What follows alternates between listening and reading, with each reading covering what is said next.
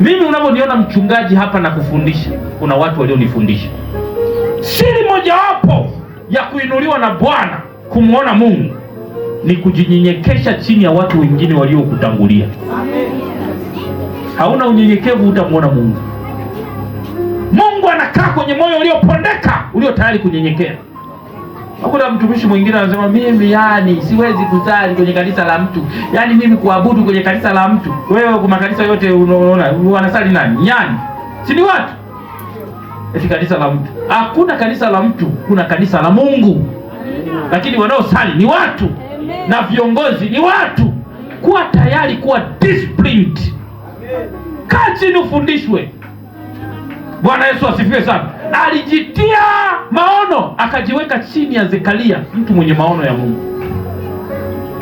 Ni nabii, unataka kuwa nabii, kaa chini ya manabii wa kufundisha unabii. Unataka kuwa mtumishi wa Mungu, ni pastor, kaa chini ya wachungaji wa kufundisha uchungaji. Umeibuka kama uyoga. Unajua uyoga haga unaibuka from nowhere, upandwi mbegu, wenyewe unaibuka tu.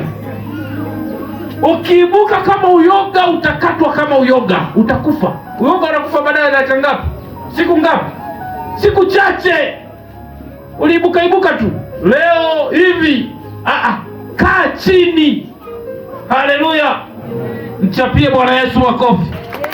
Ukishindwa kukaa chini ya watu wa kufundisha, umuone Mungu kama huyu, hautaweza kufika mbali. Kwa sababu Mungu huwa anautazama moyo ulionyenyekea na kupondeka. Na unanyenyekea chini ya nani? Chini ya Mungu aliyekaa ndani ya watu. Unadhani Mungu anakaa kwenye msitu? Ndani ya watu.